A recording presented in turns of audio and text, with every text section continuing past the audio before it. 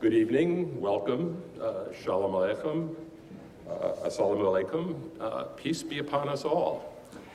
My name is David Brandwein, and I'm the immediate past chair of the Jewish Community Relations Council of the Jewish Federation of Greater Hartford. And we are so delighted that we're here together tonight and in such large numbers. Our program, Friendship Across Difference, and tomorrow night's program at UConn, Letters to My Palestinian Neighbor, had been many months in the making. Tonight we have a rare opportunity to hear two very knowledgeable and thoughtful interfaith observers and experts conduct a challenging and heartfelt conversation on Jewish and Muslim relations, both here and abroad. Yossi Klein-Halevi and Parvez Ahmed, thank you so much for coming here tonight.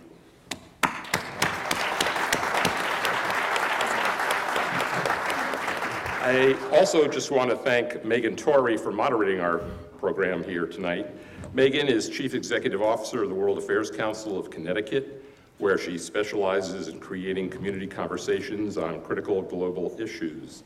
She holds 2 degrees in international relations and diplomacy.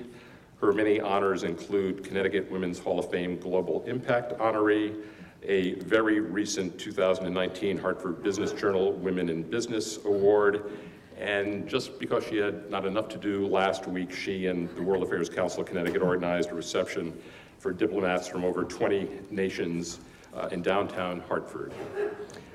This program would not be possible without strong community partnerships, and there are so many people who deserve to be recognized. In the interest of time, I'll just name a few people in groups, and I'd appreciate if you just stand and let us recognize you when I mention your name. First, Howard Savronsky and the staff of the Jewish Federation of Greater Hartford.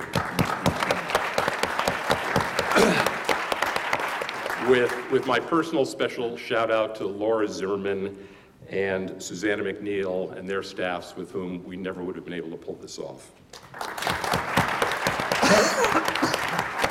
Next to Maital Friedman and the folks at the Shalom Hartman Institute. When I first talked to Maital almost a year ago, this was just a dream, and Shalom Hartman is a wonderful organization and a wonderful partner, and I'm sure we'll hear more about them tonight.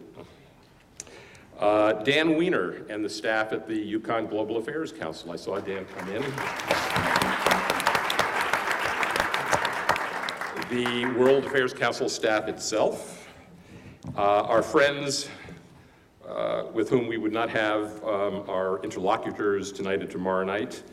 State Senator Saud Anwar and Diana Lafer, who were instrumental in bringing Parvez Ahmed and tomorrow night's speaker, Gaith Alomari, out to UConn. And finally, the boards of all the organizations who are sponsoring tonight, the Jewish Federation of Greater Hartford, the Jewish Community Relations Council, the World Affairs Council of Connecticut, and UConn Global Affairs for their strong continuing support of interfaith dialogue. I also want to thank and acknowledge State Representative Jillian Gilchrist from West Hartford, who I believe is here tonight.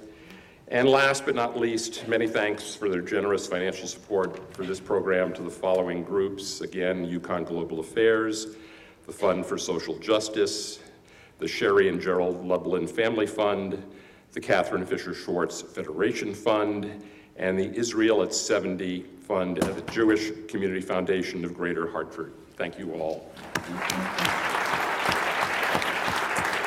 And Megan, the floor is now yours. Thank you, David. It's a pleasure for me to be here tonight for this critical and important conversation. It's great to see so many of you here to learn and listen, especially out on a Sunday night, as people of faith, as members of our community, who at the end of the day all want the same things, to lead a good and virtuous life for our families to be safe and secure. So tonight, about half our time is moderated questions and answers, and the rest questions from the audience. Because the audience is so big tonight, we have those cards. But I want all of you to know that no question is off limits. Both speakers have been very explicit about that. So this is your chance to ask any questions you want. And I encourage you all to ask the challenging questions. Because without real and honest dialogue about the difficult stuff, we will not make progress. So please ask about the hard stuff. Tonight, we are pleased to have two very special guests with us. Dr. Parvez Ahmed is a professor of finance at the University of North Florida, a Fulbright scholar, and a former fellow of the Shalom Hartman Institute's Muslim Leadership Initiative. He contributes regularly to the Huffington Post and has been published in the Miami Herald, the Times of Israel, and many others. And very important to me, he's on the board of our sister council, the World Affairs Council of Jacksonville. And Yossi Klein Halevi is the author most recently of Letters to My Palestinian Neighbor, a heartfelt plea for peace and new dialogue based on common ground in faith, a senior fellow at the Shalom Hartman Institute in Jerusalem, and a frequent contributor to the New York Times, the Wall Street Journal, the Times of Israel, and many, many more. Please welcome our guests.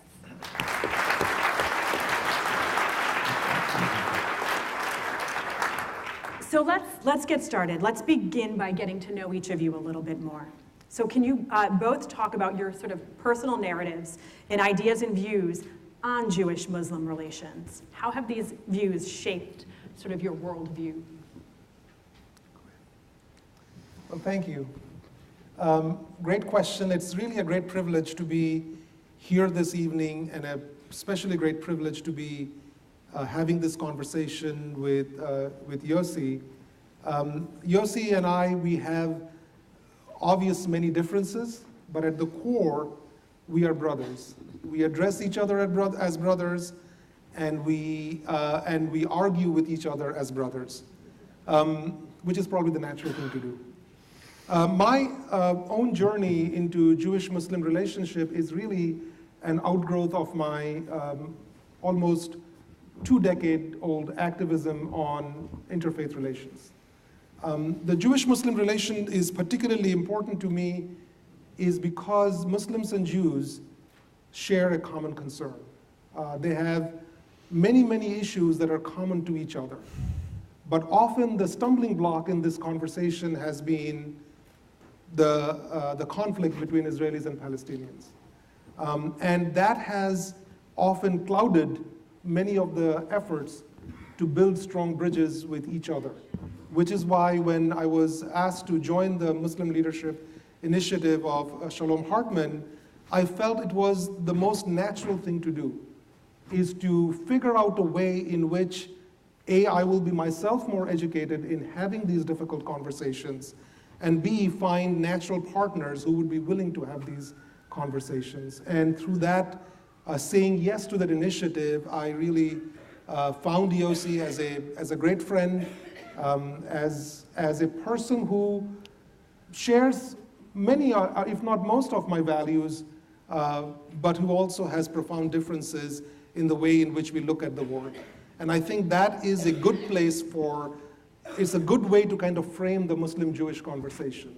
We do have common values, we do have common concerns, but we also have many significant differences in the way we see not only the Israeli-Palestinian conflicts, but also some of the other conflicts and other issues around the world. And I think that can form the basis of our conversation tonight. Well, good evening, everyone. Parvez, it is my honor and joy to be your brother, your interlocutor, and your argument partner.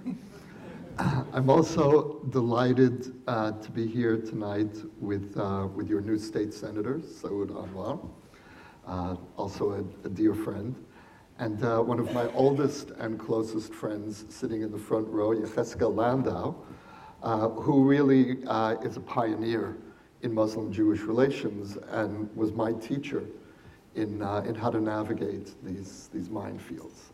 So really delighted to be with all of you.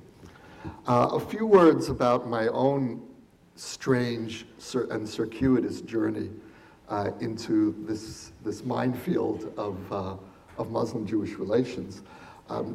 My background my biography would not necessarily lend itself to this outcome.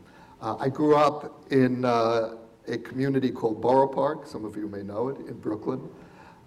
It was, when I was growing up, probably the world's largest concentration of Holocaust survivor families And I grew up very much in the mindset of us versus them, and them was the rest of the world.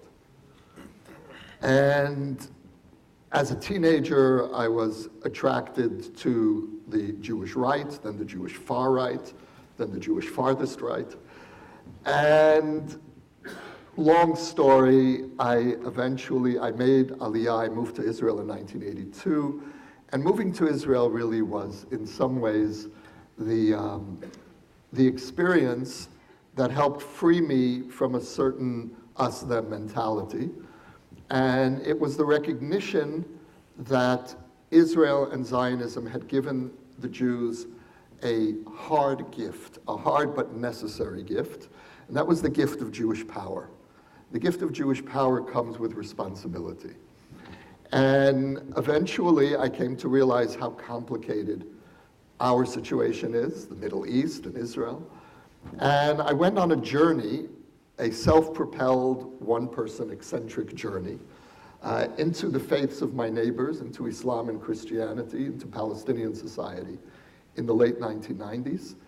And it was a journey of discovery, of curiosity. I produced a book about it called At the Entrance to the Garden of Eden.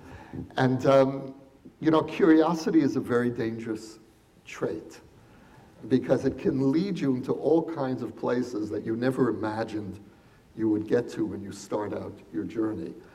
And my curiosity about the faiths of my neighbors ultimately led me to this evening and to our friendship and to a commitment to try to use the power, the necessary power, from my point of view, the necessary power that Israel and Zionism has given to the Jewish people, but to use that power responsibly and as generously as possible. So the title of tonight's program is sort of Friendship Across Difference. So I want to talk a little bit about the difference. Can both of you talk about the context of the divide? How would you describe sort of the current state of Muslim-Jewish relations in North America? From my perspective, the relationship is at some level bipolar. There are wonderful examples of cooperation at local levels. There are wonderful examples of deep and enduring friendships. For example, the city that I live in Jacksonville, Florida. Our mosque was bombed. This was several years ago. And fortunately, nobody was hurt. But the bomb went off during evening prayers. And the only reason I was not there for that evening prayer is because I was traveling out of town. So when I came back the next morning, I heard about the bombing. I'm at the center talking to people. And among the first groups that reached out to us was the local Jewish groups, the local Jewish synagogues who wanted to come. And their first gesture to us was, can we pay for the repair of whatever was damaged? And this is not an isolated example. You saw this after the massacre in Pittsburgh. You saw the reciprocal gesture after the recent massacre in New Zealand. So at many levels, the Jewish community and the Muslim community understand that there are common issues. Anti-Semitism and Islamophobia is real, and both communities are concerned about it, and both communities perceive a common enemy that is trying to foster these kind of hatred and division. And yet there are profound differences, which sometimes prevent real work from happening. For example, Yossi was supposed to come to my city to have a program have a conversation similar to a conversation like this. And one of the reasons he couldn't make the trip was because one of the, I'll not name people because that's really not the purpose of this conversation, but one of the figures who was considered very toxic from the Muslim perspective was speaking at a local synagogue.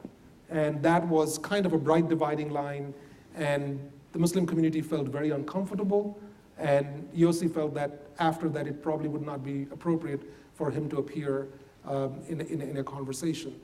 And so there are challenges because partly there is anti-Semitism within the Muslim community that creates poses challenges. There is Islamophobia within the Jewish community that poses challenges. And some of this work gets funded by often very mainstream organizations and mainstream figures, and gets accepted and normalized within each community. And it creates significant roadblocks to fostering conversation. And just from my perspective, the way to avoid these kind of pitfalls, and I'm sure Ilhan and everybody else will come up in the conversation tonight, but one of the ways to avoid these kind of flashpoints is actually to deepen the conversation and to deepen the relationship. Because once we start thinking of the other as the other, then we have arrived at a place where we would know what kind of languages are triggering to each community, what kind of personalities are triggering to each community, what kind of perspectives are triggering to each community. And from that, then we can create a common agenda to move forward. I do not believe in a kumbaya status. I know the dividing line on Israel and Palestine is profound, and a common agreement in seeing a resolution to the conflict is significant. And yet, despite that, we can still work with each other on a myriad of issues that pose a common threat and a common concern to each one of us. So I was drawn into this work and actually met Parvez through the framework of the Muslim Leadership Initiative, which I co-direct at the Hartman Institute. And my partner in that work, and really the initiator of the project, is Abdullah Antepli, who heads Muslim Studies at Duke University. And Abdullah approached me about 7 years ago now and said, we have a problem in America. First of all, we have an opportunity in America, as Abdullah put it. The opportunity is that America is the one place on the planet where Jews and Muslims have an opportunity to model a different kind of relationship. But in all of the Muslim-Jewish events and initiatives that Abdullah had been involved in, he said everything would be going fine until something would happen in the Middle East and it would blow up all of the goodwill that we thought we had accumulated. And so Abdullah said, let's start a program together that will teach Judaism, the place of Israel in contemporary Jewish identity, to young emerging Muslim American leaders to help them, not to convince them of any Israeli policies, to help them understand their Jewish neighbors, to help create a mainstream conversation, and this was Abdullah's vision, really the emphasis, a conversation between the mainstream Muslim American community and the mainstream American Jewish community. Now, I've lived in Israel for the last 36 years. I'm not a part of the American Jewish community anymore. I do visit here quite often. I've kept a relationship, but this was not the main focus of my work. But when Abdullah presented this vision to me, I felt that the possibility of modeling a different kind of Muslim-Jewish relationship was really compelling. And so I got involved with the work. And I think that recent events, you mentioned Ilhan Omar, recent events have really borne out Abdullah's intuition, which is that in Muslim-Jewish dialogue, the way it usually works, and correct me if I'm wrong, Parvez, but my understanding is that the way it usually works is, let's leave politics out, and let's concentrate on the threats we share in common. The problem with that isn't only that the Israeli-Palestinian issue will sabotage those well-intentioned efforts. It's also that many in both communities view the other community as one of its greatest threats.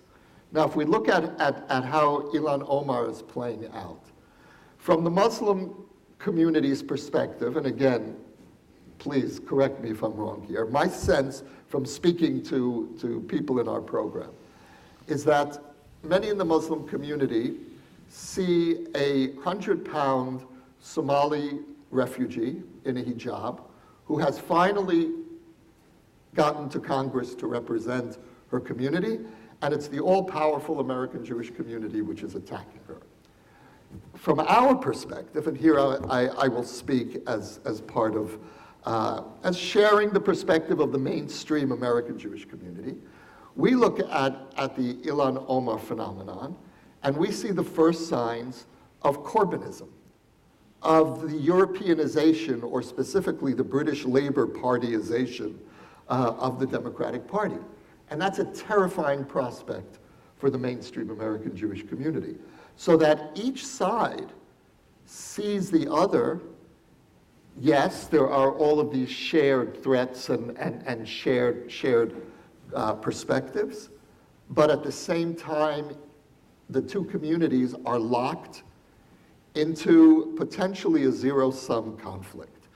And so the program that we're both involved in, and that I've been running now for over 6 years, was set up precisely to deal with these kinds of issues.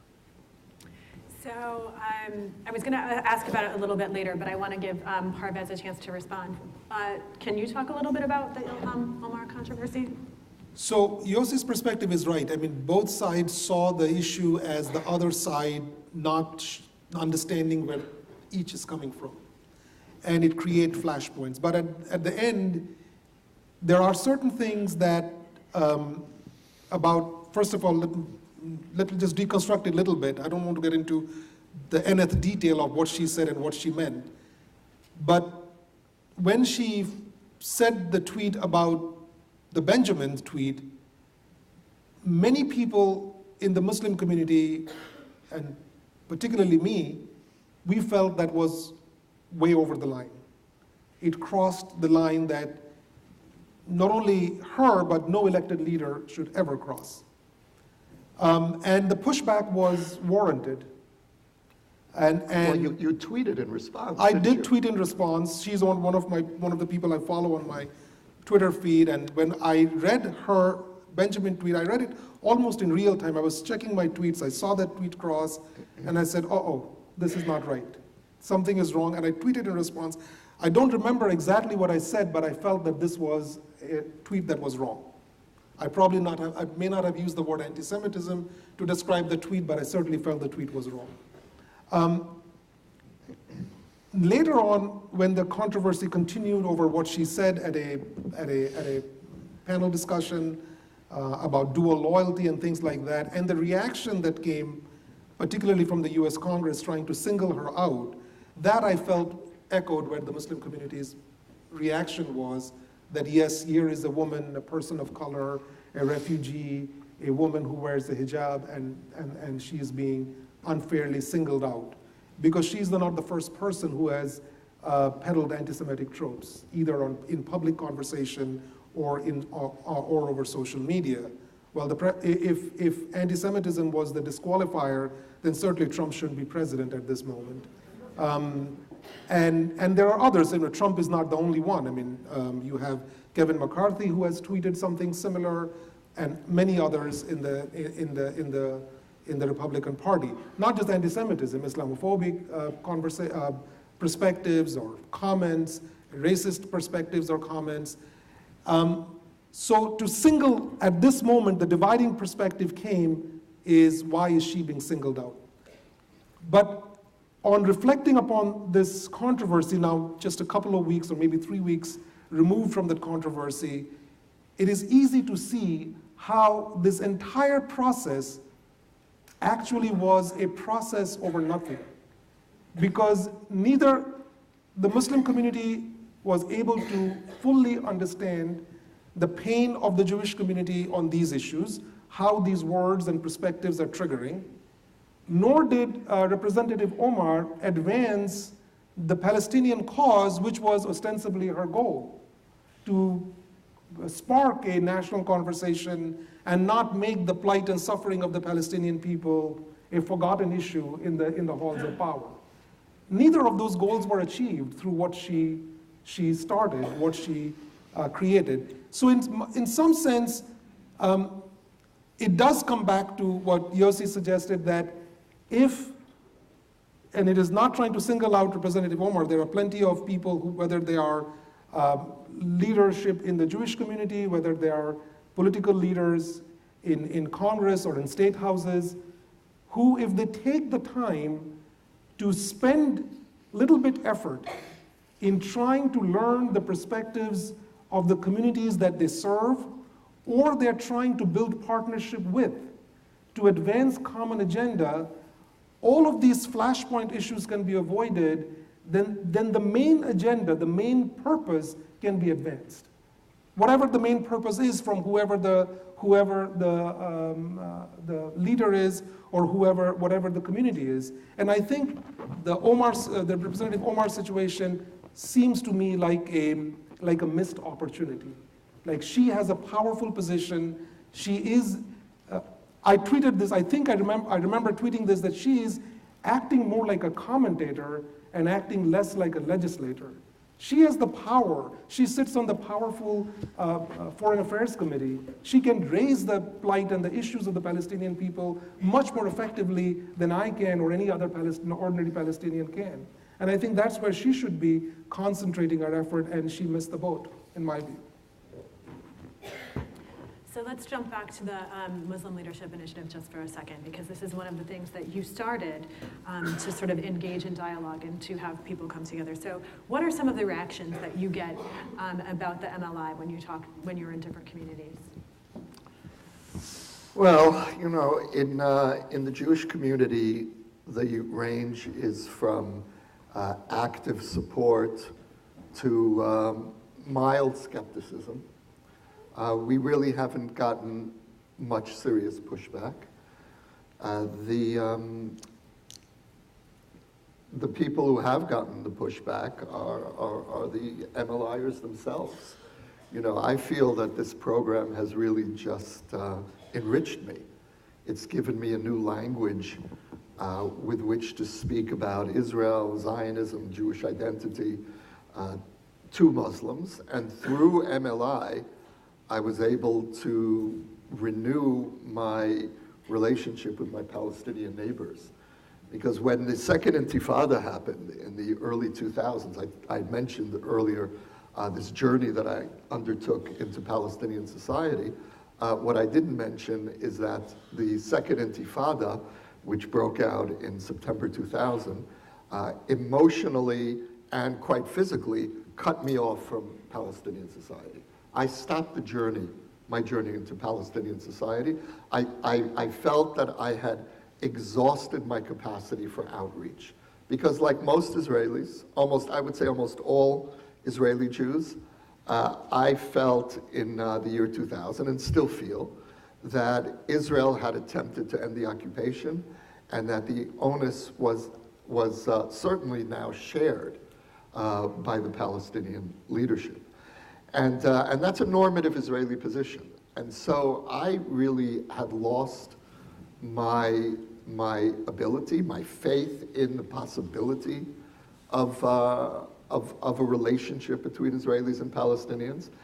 And it was through the circuitous involvement with the American Muslim community that I began to re-own that interrupted journey into Palestinian society. So I can only, speaking for myself, and really the book that I wrote recently, Letters to My Palestinian Neighbor, which is an attempt in a way to do exactly that, to reconnect with that interrupted journey of 20 years ago. I owe that project to you, to Parvez, to Saud, to my Muslim friends in this country. You know, if my voice could reach Representative Omar, I would ask her to join in this journey, the MLI process, for two reasons. One is, I am a person of South Asian origin. I do not have a personal stake in the outcome of the Israeli-Palestinian conflict.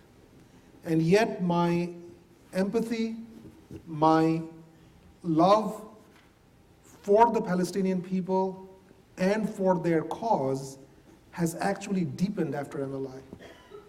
I actually follow the news much more closely now than I did pre-MLI. And yet there is a tremendous pushback on MLI from within the Muslim community. Partly because of misunderstanding, partly because of deep-seated fear. And some of the costs of the MLI program are real.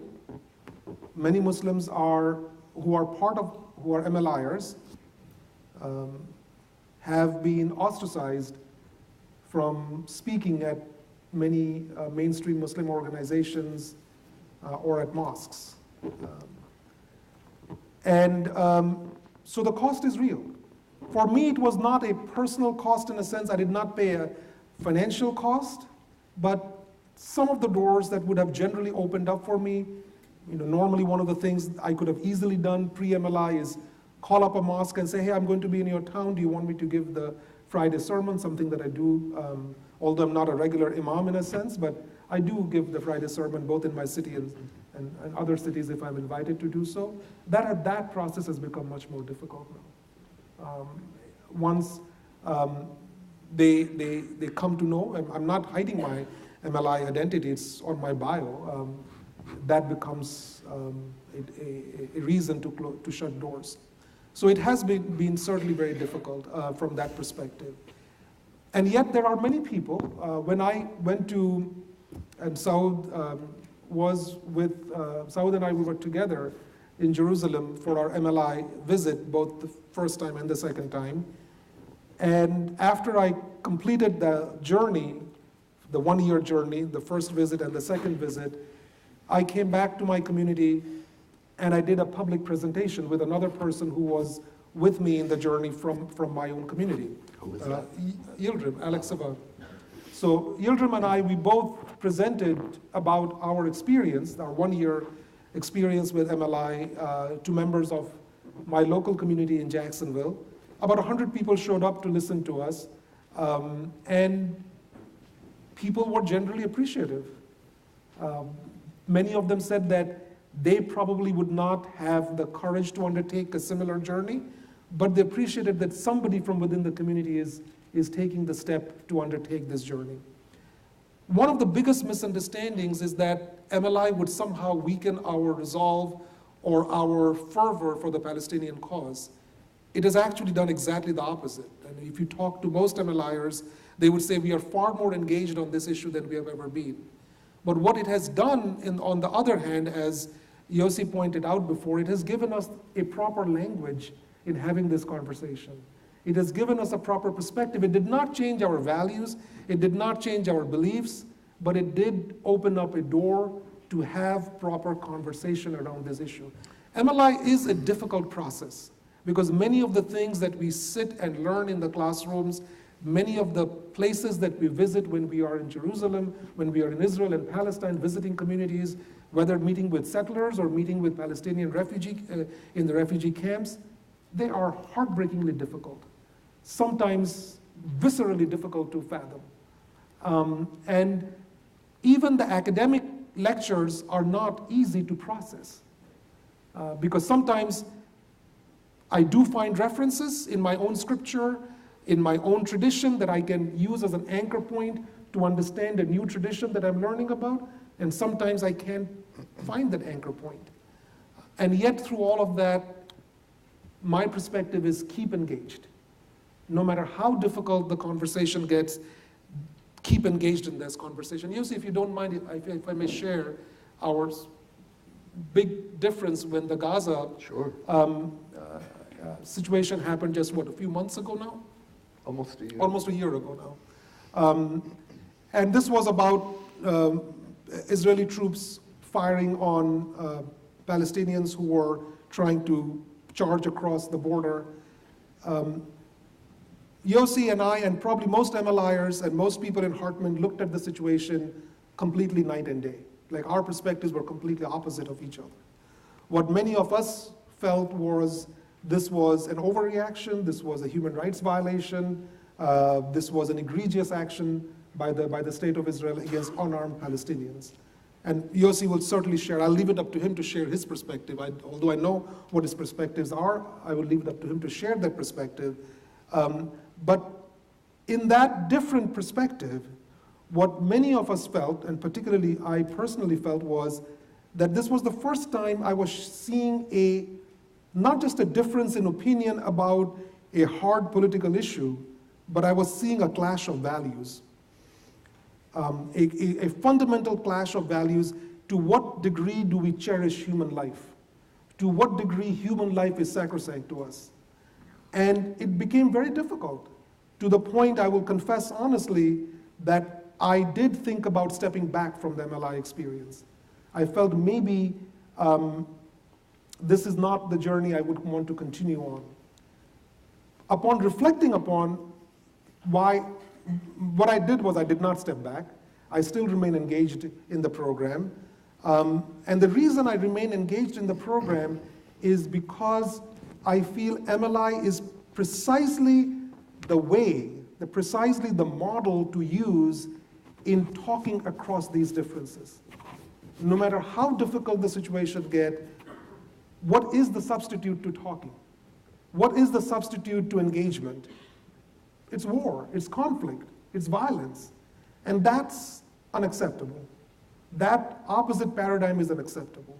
So no matter how uncomfortable we get, no matter how difficult it is to sometimes tolerate each other's perspectives, and even if it comes to what we may perceive as a fundamental clash in our values, we still have to continue with the conversation. Yeah, I would say that at no point was our friendship ever in jeopardy. I certainly didn't feel that. We did go through a rough time. And it was triggered by an op-ed that I published in the Times defending Israel's actions on the Gaza border, and seeing the riots. My language is riots, your language would be demonstrations.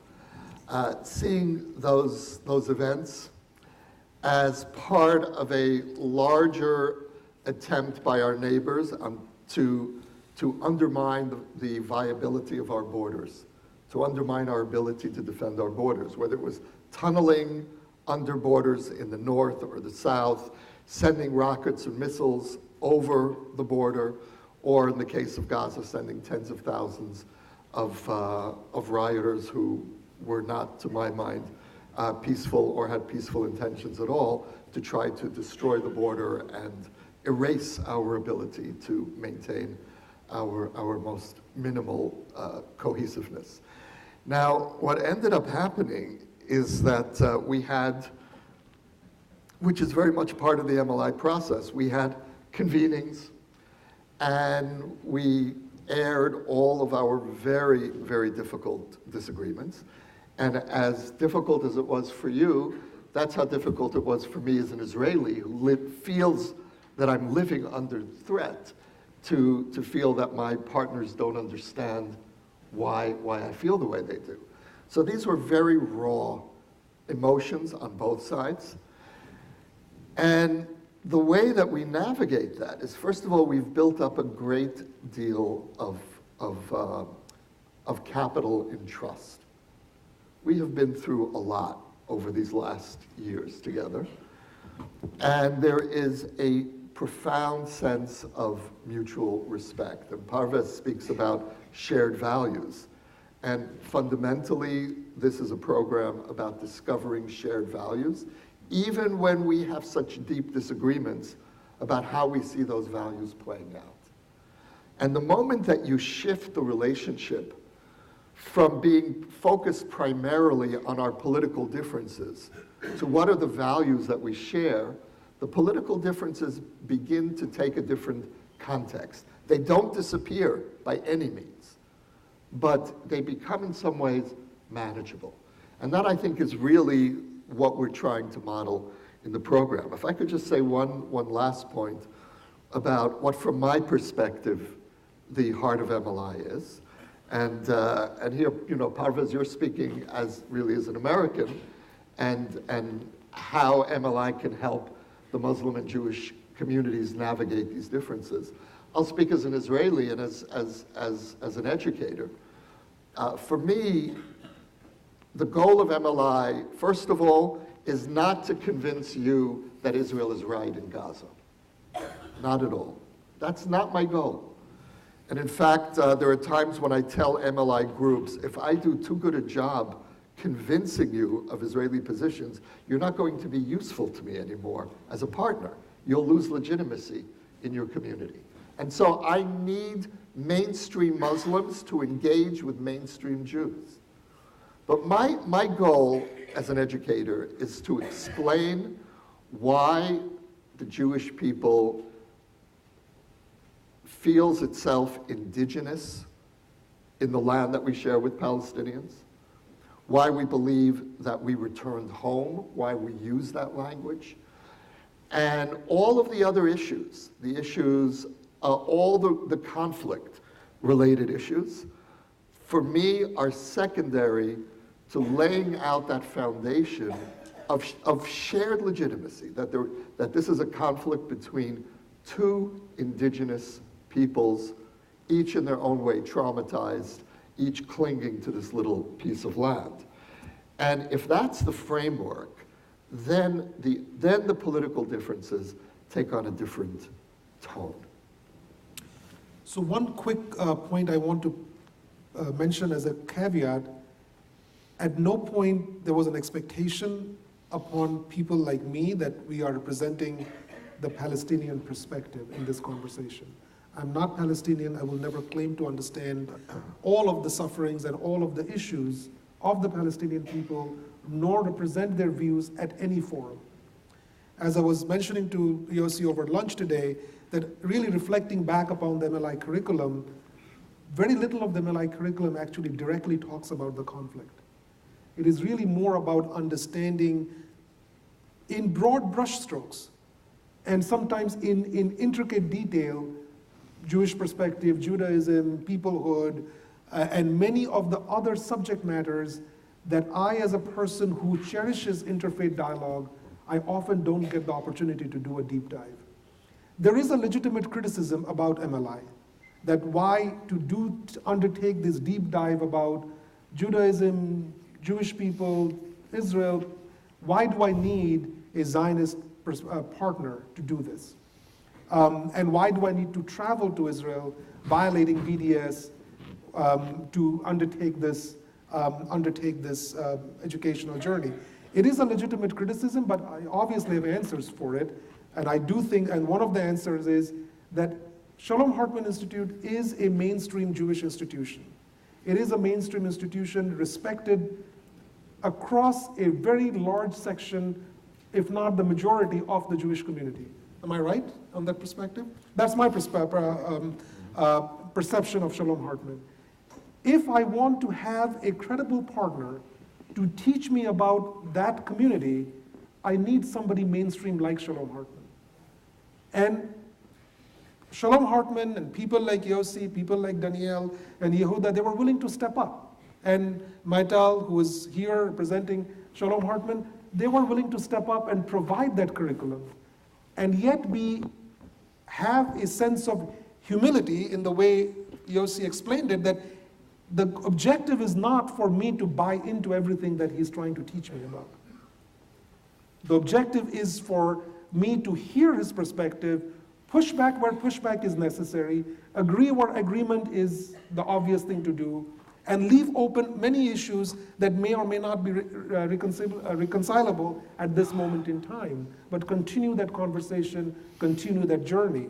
And it is, the main goal is to empower American Muslims who will then have the language, the perspective to deepen their own relationship with the Jewish community in America.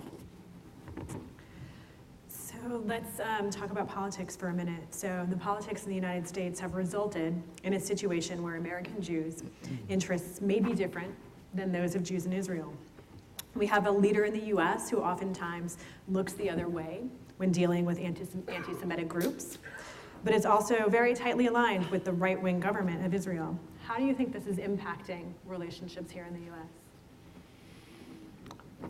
What worries me about this moment in the American Jewish-Israeli relationship is that each side feels, with some justification, betrayed by the other side. And we're not even talking about Muslims and Jews now, we're talking about Jews and Jews. I would take this conversation a few years back, because in order to really fully understand the difficulty of this moment, you have to bring in the Obama years with the Trump years. During the Obama years, and specifically the Iran deal, and the inability or reluctance of much of the American Jewish community to oppose a deal that was overwhelmingly opposed by Israelis, something like 90%, and 90% of Israelis don't agree on anything. And this was true almost across the board.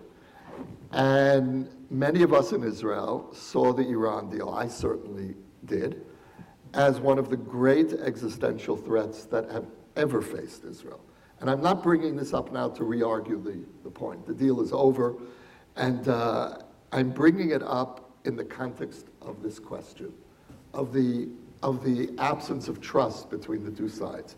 So the conclusion among many Israeli Jews, and I heard this a lot at the time, was we can't trust American Jews anymore on an issue that we define as crucial to our security. Fast forward to the present. We have a president now. You have a president now. I have my own problems. And you have a president who has effectively declared war on the post-World War II liberal order, which set the conditions for the flowering of American Jewry as we know it today. The emergence of the American Jewish community as the most successful diaspora in Jewish history, and maybe one of the most successful minorities anywhere at any time, was due to the emergence of the liberal order after World War II. Trump is the greatest threat to that order since its emergence. My government, has enthusiastically embraced a man who is threatening the well-being of the American Jewish community. And so American Jews can justifiably now turn around to me and say, we can't trust you to take into consideration our most basic well-being. And that's where the relationship is right now.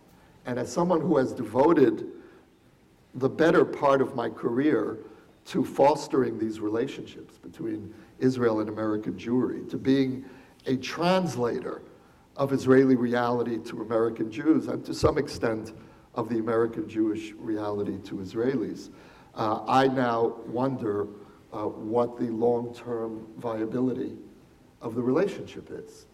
And so if we were to freeze the relationship to this moment, I would be close to despair. I believe, though, that the relationship is fluid, and you can never freeze the relationship to any given moment. And I think that there's enough resilience in the relationship to help us get through this period. But this is these last years, beginning with the Iran deal and then extending into Trump, are the most difficult years in the history of the relationship. So, Parvez, earlier you discussed a little bit about coming together over a common enemy. And so we all know that not just in the United States, but worldwide, incidents of Islamophobia and anti-Semitism are markedly increasing. Yet, so many of us in the room tonight, exactly 1 week ago, were together at the Islamic Center in Berlin, coming together because of what happened in New Zealand. And unfortunately not long before that, so many in this room came together over what happened at the Tree of Life Synagogue. So do you think that there's possibility of coming together over a common enemy? Before I answer that question, let me disagree with Yossi. I disagree with him on Obama, I agree with him on Trump.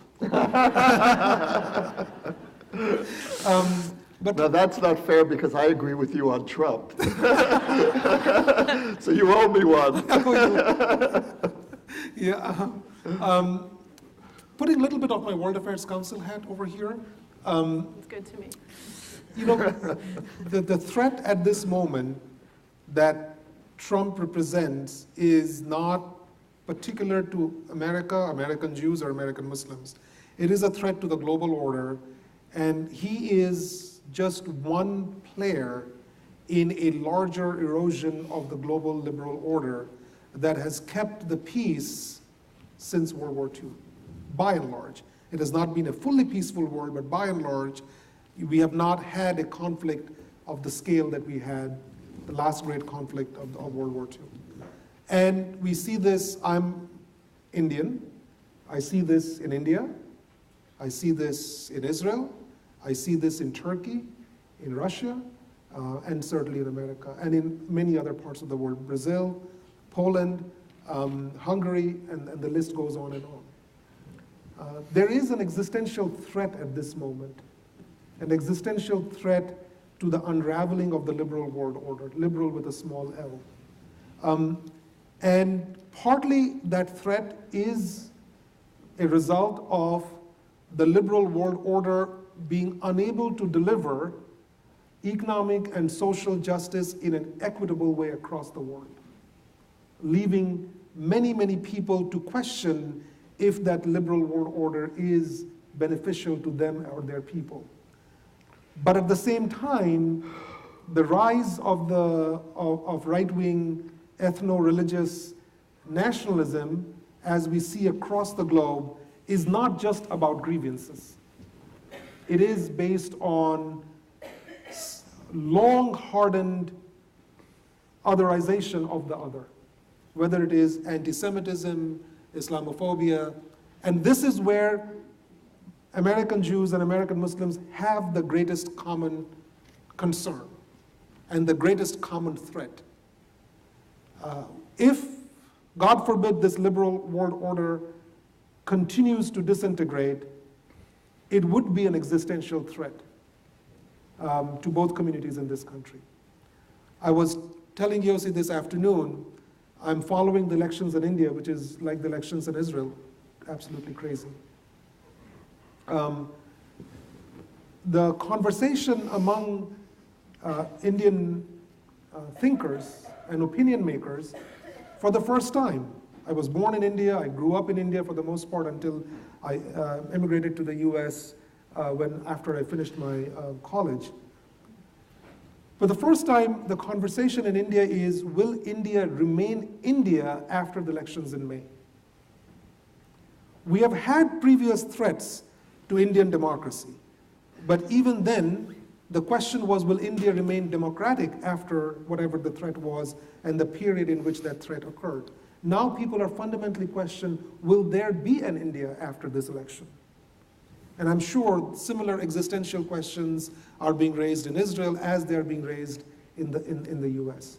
So the horrific tragedies in Pittsburgh or in New Zealand or in many other places, Quebec and the Sikh temple in Wisconsin and the African American church in South Carolina, the list goes on and on. I think these tragedies can help us focus on the existential threat, but I think with people who are educated, like people in this room, and concerned about our issues, it should not take a tragedy to bring us together. If we are waiting for a tragedy, then we are waiting too long. The threat is clear and present right now. And it is not just about one president. My position is that even if Trump is not re-elected in 2020, the problem does not go away. Trump is a manifestation, a vivid and colorful and an irritating manifestation of the problem, but he is hardly the source of the problem. So let me offer a curmudgeonly Israeli take on the possibility of a Muslim-Jewish alliance against white supremacism and these other threats. I'm skeptical about the ability of that alliance to really happen in a deep way, precisely because of all the tensions between our two communities. I was here during and immediately after the Pittsburgh massacre, and I was traveling through the American Jewish community in those weeks immediately afterward, And I attended some of the memorial gatherings in various cities around the country. And I was struck by the fact that American Jews were actually telling two very different stories about Pittsburgh. There was an American story and a Jewish story. And they're not the same story. And what you're talking about really is an American story. The American story is, as you said, there was Pittsburgh, there was an attack on a mosque, an attack on a church, Charlottesville, a very American geography of the places of racial violence, of mindless violence, of the need for gun control, a very specific American story. The Jewish story of Pittsburgh had a very different geography. It was Paris, Toulouse, Jerusalem, Buenos Aires, Pittsburgh. And in that story, that's where you see the emergence of a global Jewish-Muslim tension, more than tension, profound conflict. And so the question really is, how does one geography impact on the other? And can you really pretend that this other Jewish story doesn't exist and that Muslims and Jews can join together against one threat when Muslims and Jews, for various reasons, actually feel threatened by each other? And so that, what really I would say keeps me engaged in MLI as an Israeli is that it's not just this, it is not a naive conversation that we have. It is a conversation about precisely what is tearing us apart, the fears that Muslims and Jews have toward each other, the resentments that we have toward each other, and these resentments are not contrived. The Muslim resentment and anger and wound about Israel's ongoing occupation of the Palestinians, my anger and wound as an Israeli about the Muslim world's rejection, by and large, of my legitimacy as a state, as a people, what is happening in Europe, Jews fleeing France, thinking of, because of attacks from Muslims. We have a lot of issues that go both ways. And what we're trying to do in our program is put all of those issues on the table and create a space where we can have the most difficult conversations, the kinds of conversations that destroy other initiatives to bring Muslims and Jews together. And what do you do when you not only not avoid those questions, but you start with those questions? That's what we're trying to model. So the last question before we go to Q&A, so if you haven't handed in your question, please do so. So in some respects, we're preaching to the choir tonight, right? So all of you in the room are here because you want to hear, you want to learn, you want to listen. But what do we do to really move the needle, to reach the people that aren't in this room? This is a question that I have asked many times throughout my engagement in interfaith conversation. Not just on the Israeli-Palestinian issue or the Muslim-Jewish issue or across the board. Interfaith dialogues, interfaith conversations are generally preaching to the choir. And how do you get people who are the most difficult to reach into this conversation? I do not know what the answer is, but I do know you keep trying. And this is why, despite my many disagreements, even with the way the MLI program works or is structured, I continue to stay engaged at some level. Because what just Yossi said, we do not avoid the hard questions. One of the ways in which to bring people on board is not to do what we have generally done with Jewish-Muslim dialogue, which is, let's talk about everything but the elephant in the room. In the MLI conversation, or there are now not just one elephant in the room, there are multiple elephants in the room. Yeah. We are not just talking about the Israeli-Palestinian conflict, you have to deal with anti-Semitism from the Muslim community and Islamophobia from the Jewish community. Both have very, very ugly branches. And they do themselves, in and of themselves, pose existential threat, like the way Yossi explained about Jews in France leaving France because of rising anti-Semitism, primarily coming from the Muslim community in France, or Muslims in America observing that many prominent Jewish foundations and leaders are funding some of the most vile, virulent, Islamophobic hate groups in this country that are aligned against the Muslims. I have been particularly on the receiving end of those groups in my own personal story, which we may not have time to get into tonight. And so those have to be confronted. And we do it through these difficult conversations like MLI. So my hope is that to those people who in the Muslim community remain skeptical about MLI, my appeal to them is come and engage. If you don't like, you can always walk away. Nobody is coercing us to stay engaged. We stay engaged because we voluntarily feel this is beneficial to us. And not beneficial in any monetary way. Beneficial, as I said, is actually the opposite. Many of my friends who have been part of MLI have lost prominent speaking engagements because of their association with MLI. And MLI serves as a good model because we do discuss the hard issues. And we don't brush them under the rug under the guise of we need to be nice to each other.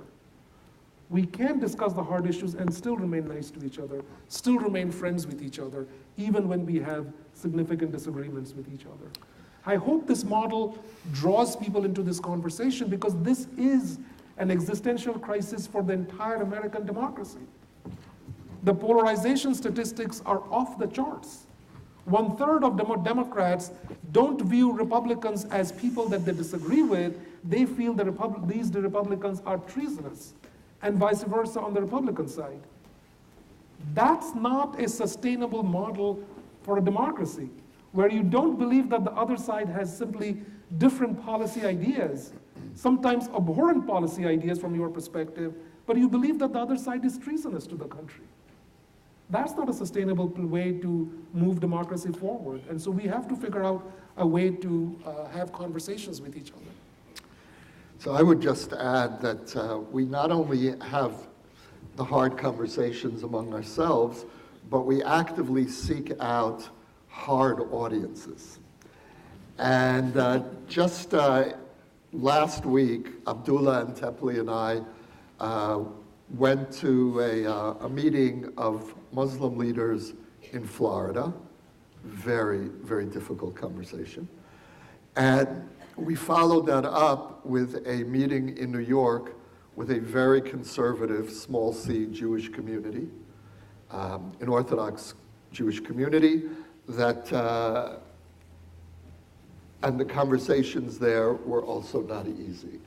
And we feel that these are exactly the audiences that we want to engage with. We want to engage with nice audiences too. But really to engage, to go into the toughest places, the places in both communities where these kinds of conversations never happen.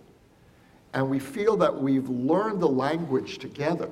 We've taught each other certain sensitivities about each other's community that helps Parvez and I and others in our group navigate the minefields. And I think in that sense, these last 6 years of very difficult work have really produced a gift for both our communities. So switching to some questions here. Here's one about a tweet that the president sent out last week. How do you think the tweet on the United States recognizing Israel's sovereignty over the Golan Heights is going to impact Jewish-Muslim relationships going forward? I do not know too many Muslims in America who talk about Golan Heights. But I think it is not the particular issue about Golan Heights. It is part of a larger narrative about the Trump administration's view of Muslims. And it is evidently manifest in the way his first executive order was to ban all Muslims from coming to the country. And then the list goes on, and even when he had a kind of a perfunctory condolence after New Zealand, he did not mention the pain and the anxiety felt by the Muslim community in the United States. He didn't even mention the word Muslim in his first No, he did not tweet. even mention the word Muslim in his tweet. And so in that, and then the relocation of the Israeli embassy to Jerusalem, and the Golan Heights, which are all part of the same narrative, that here is a president who really doesn't care about what the Muslim community thinks, and his continued relationship with the worst elements of the leadership in the Muslim world, i.e. the Crown Prince of Saudi Arabia, and among many others. It just continues to reinforce the trust or the lack of trust that the Muslim community has with the current leadership in the U.S. So fortunately, we have lots to disagree about. And my problem is that I'm schizophrenic in relation to this question and the broader question that you raised. Because the Israeli in me is grateful for the support that we've gotten, especially on the Iran deal from this administration. And you'll hear that virtually across the board. If the Labor Party were in power today in Israel, you would hear that same gratitude.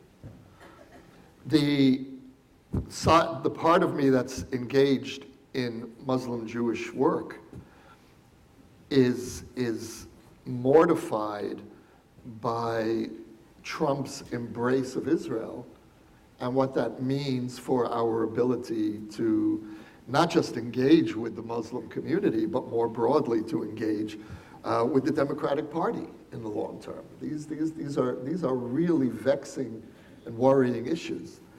And I don't have an answer because, as I say, I don't believe that there is any Israeli leader who would not feel gratitude to an American president who recognizes Israeli rule of the Golan and who moved the embassy and especially more than anything else ended the Iran deal. And at the same time this is a smothering embrace for which there will be consequences. Another question from the audience, and I think both of you can answer this, is what can Jews do to better understand their Muslim neighbor?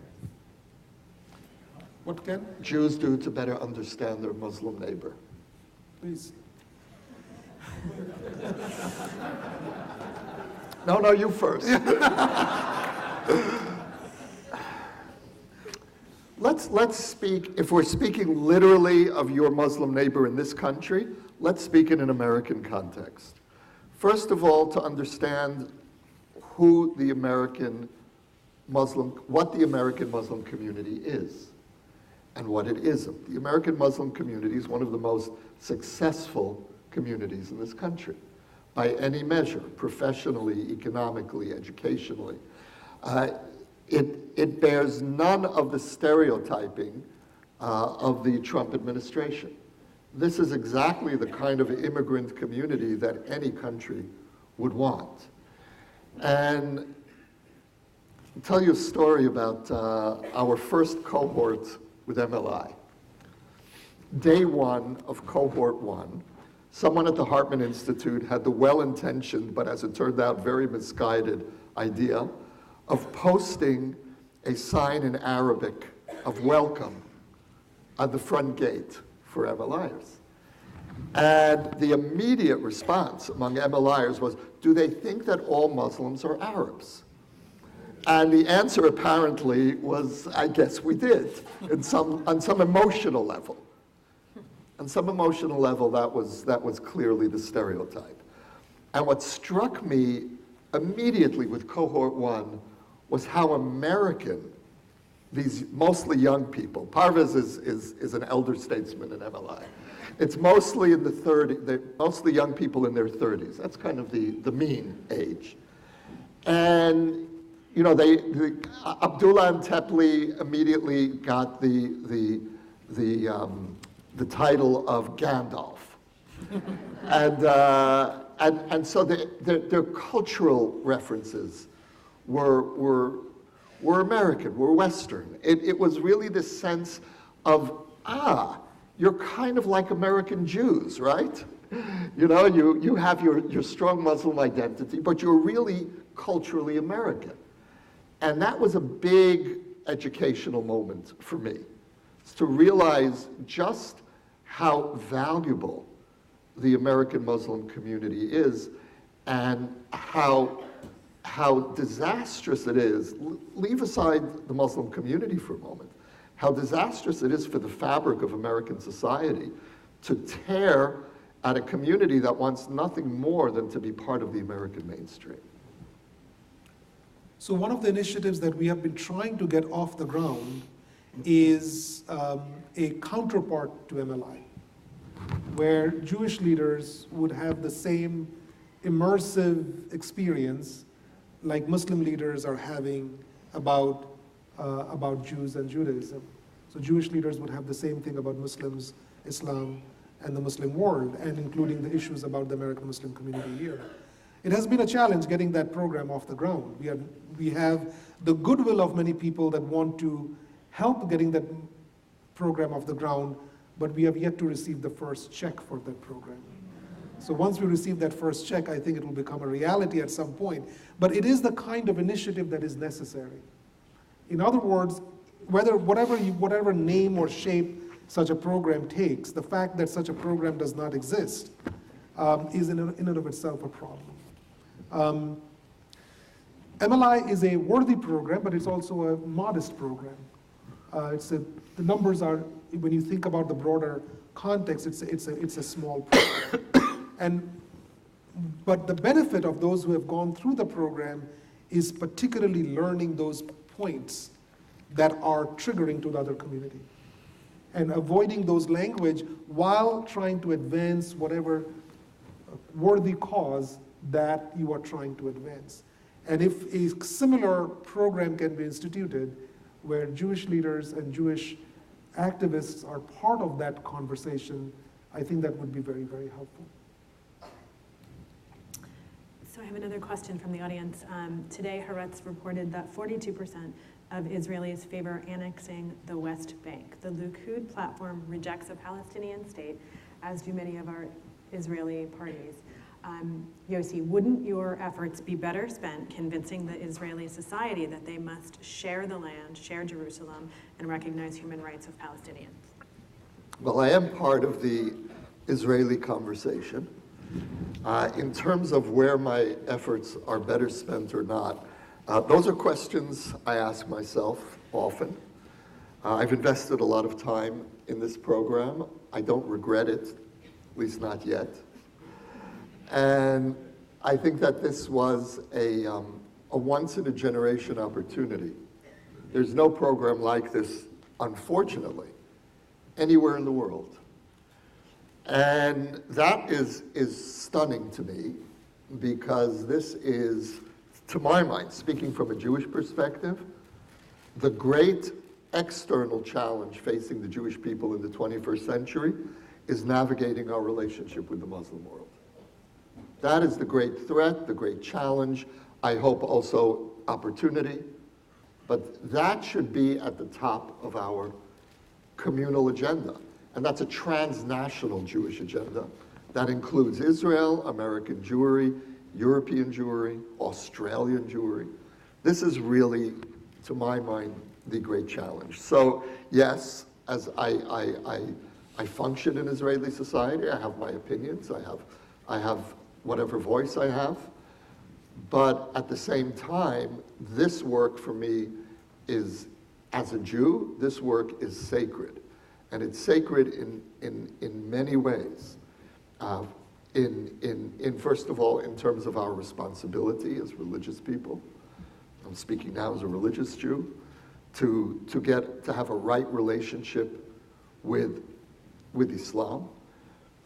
I'm speaking as an Israeli who feels the responsibility to try, even though I, like most of my fellow Israelis, I don't believe that there is a chance, unfortunately, for peace anytime soon.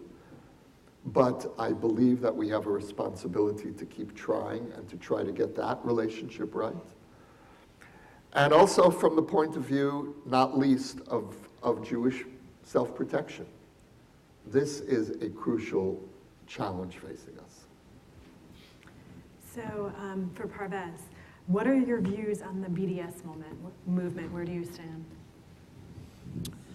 So the BDS movement, I'll start with in a very American context. As you know that several states have passed legislation to make participation in BDS movements illegal. The US Senate also passed a similar resolution, and I'm strongly opposed to these legislation because they are simply un-American. BDS is a civil society movement. It is a nonviolent movement. When the Palestinians were rising up for Intifada and other Palestinian violent actions against Israelis, the refrain was, why don't Palestinians engage in nonviolent civil society movements to raise concerns about their plight? And so BDS movement is definitely a civil society nonviolent movement.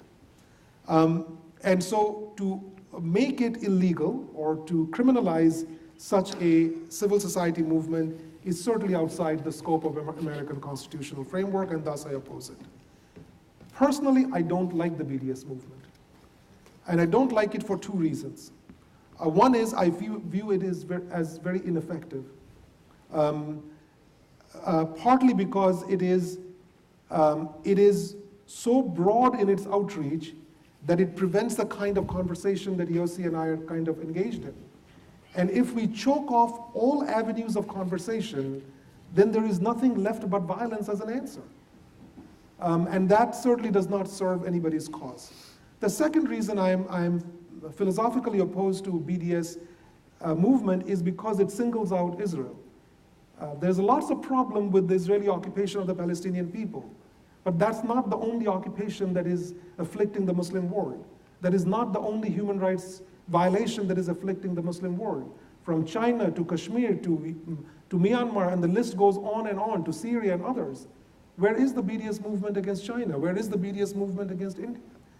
And others. So it kind of plays into whether it is intended, and I would like to believe that the BDS movement is not intended to be anti-Semitic, but it plays into the fears that this is singling out Jews once again for retribution, for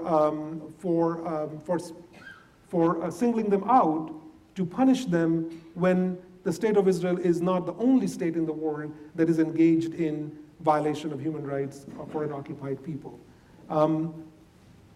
And most importantly for me, I do not want to cut off civil society dialogue, particularly with academics, with thinkers, with cultural institutions, even if I feel that at some level I want to have an economic boycott or even a political boycott.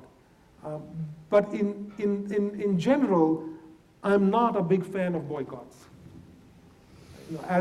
And my feelings towards, let's say, the Trump administration and its attitude, not just toward Muslims, but in general, Trump administration in general, is as low as one can be. But if there is an opportunity to have a dialogue with even Trump, I would engage in that dialogue. I would like to explore opportunities for common ground and never shut off the possibility that something good can be achieved. So as I said, I'm just giving this as an example. Me personally, and again, I'm speaking only personally, I'm not speaking on behalf of Palestinians, I'm not speaking on behalf of Muslims. But me personally, I'm not a big fan of BDS. So to both of you, how have your views changed on Muslim-Jewish relations over the past few years? Are there one or two big examples that you can talk about? I'll say for me, what I've learned from MLIers is to, in a sense, borrow Muslim eyes and look at myself, look at Israel. And I have not changed my narrative about Israel, my narrative of 1948, 1967, the year 2000, why the Oslo process failed. But when one is only seeing a conflict through your own narrative exclusively, and you don't have another voice in your head, you are liable to miss some crucial pieces of the story. And one thing that I really learned from Parvez and from others in MLI was the deep pain that Muslims feel about our occupation of the Palestinians, and how inadvertently this plays out in centuries of accumulated Muslim feeling of humiliation, of helplessness, and how, again, inadvertently, we are reinforcing that. What it also has helped me understand is how this conflict really reinforces the wounds, the historical wounds of both sides. You spoke about BDS, and you really touched on this, is that the attempt to isolate and criminalize the Jewish state plays on thousands of years of the Jews being the ultimate other. And so now it's the Jewish state that becomes the symbol of the world's evils. And so inadvertently, both sides reinforce the other's trauma. Now, I knew how this conflict was reinforcing my people's trauma, but it was really, in some ways, emotionally instructive for me to see the contribution that we make toward reinforcing Muslim trauma. So to me, the North Star in this conversation is to get to a point where we stop seeing each other as the other. We are nowhere close to that point. But I feel that this journey is necessary. It is very painful. Constantly, the backdrop, no matter what conversation we are having, no matter what text we are reading as MLIers, the pain of the conflict cannot be avoided. And one of the things that MLI has taught me, just like Yossi said, is not just to intellectually understand the pain of the other, but to emotionally feel the pain of the other, even when I'm not in a position to do anything about it. Just to reach that point that I can relate to Yossi, his family, his neighbors, just another human being who feels pain, who feels fear, and it is my obligation at that point to help in that conversation. Yossi mentioned the Iran deal. This is one of the profound areas of disagreement between Yossi and me. I felt the Iran deal was one of the best things Obama did. But having spoken to him about it, we still disagree on it, but I have a better sense of where the disagreement is sourced. And I don't have to jump to conclusion that Yossi is against the Iran deal because he is whatever, anti-Iranian or anti-Muslim. I don't have to think the worst of him in understanding his opposition. I think the best of him and still hold dear that he does have a different perspective on this matter. While I profoundly disagree with him, I think if the Iran deal would have played out the way Obama envisioned it, it would have not only changed it would have changed the face of Middle East. It would have eventually brought Iran and Saudi Arabia into a grand detente, which is one of the most crucial ways and crucial linchpin to solve the problems of the Middle East. To have an American interlocutor serving as a mediator in a grand detente between Saudi Arabia and Iran, and the Iran deal was a necessary step to get to that point. Hopefully the next president will revive it. Hopefully we'll get to that point again. But the situation is what it is right now. So gentlemen, unfortunately our time is coming to a close, but I do want to ask you both one final question. I want you to talk about what your biggest hope for the future is. You go first, my brother. An easy question.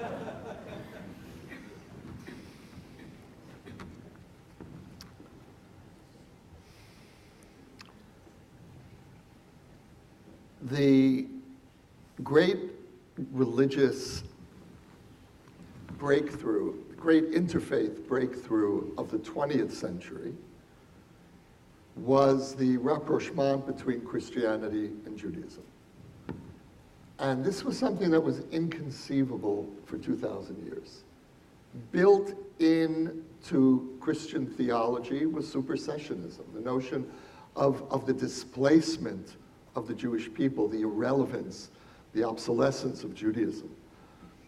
And yet, we are now in an era with all the problems that still exist in parts of the Christian-Jewish relationship.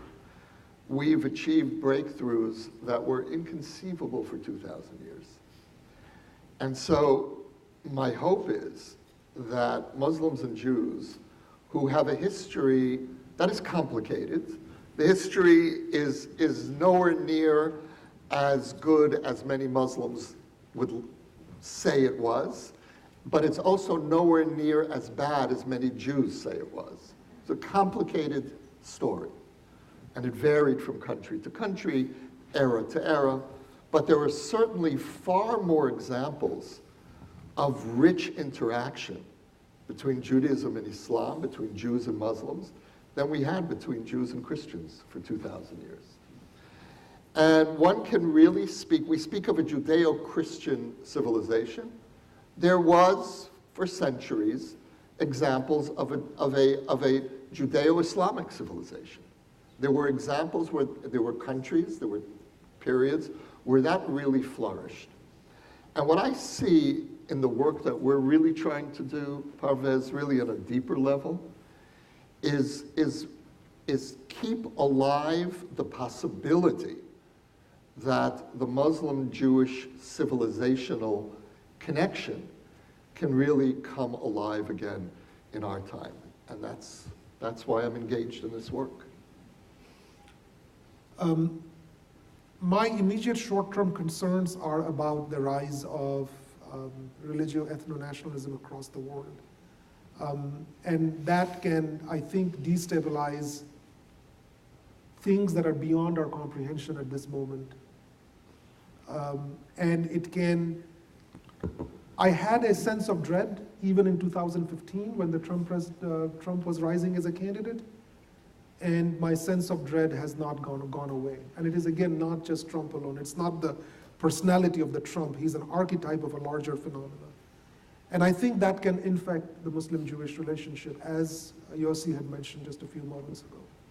So in the short run, I do feel very pessimistic. In the long run, I do feel that perhaps because of the trauma that is being lived by both communities in so many different ways, that it will force an internal conversation within each community to confront our worst elements and to hold them accountable. And if we get to that point, then the next phase of rebuilding a civilizational dialogue between Jews and Muslims could reappear. And my somewhat optimism is that it is possible that all of that can happen in our lifetime, because we live in a condensed cycle of change. So maybe we'll go through, in the short term, we will go through some pain, but in the long run emerge stronger. Gentlemen, thank you so much for being with us tonight.